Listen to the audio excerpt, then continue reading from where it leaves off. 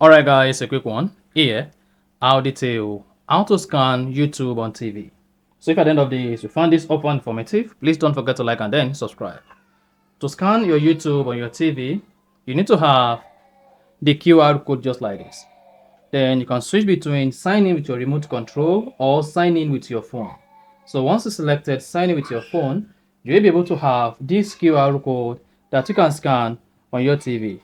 Now, to scan the QR code, you can use your Android phone and you can use your iPhone. The only difference on iPhone is you just need to scroll down the control center on your iPhone, locate and click on QR code scanner.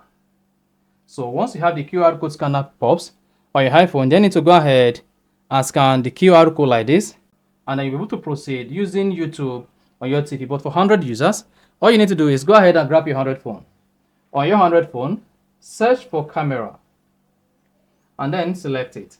Once you selected the camera, now point the camera to the QR code you want to scan and then scan the QR code.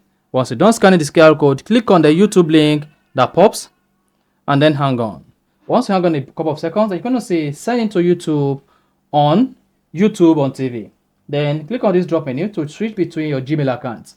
So in this case, I'm going to select this particular Gmail account and then click on continue as your name. Once you click on that, just hang on a couple of seconds. We say connect a device to your Google account. Then confirm that the code on the TV, this particular code, and then the code on your phone screen matches. After that, click on continue. Once you click on continue, then select your Gmail from the pop where you say choose an account to continue on YouTube on TV. Then you need to grant access to the Google account you want to use on your TV. Scroll down and click on allow.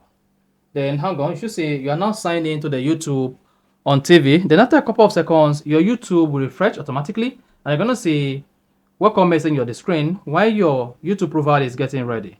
After that, your YouTube account will be ready on your TV. You can now go ahead and start exploring YouTube on your TV.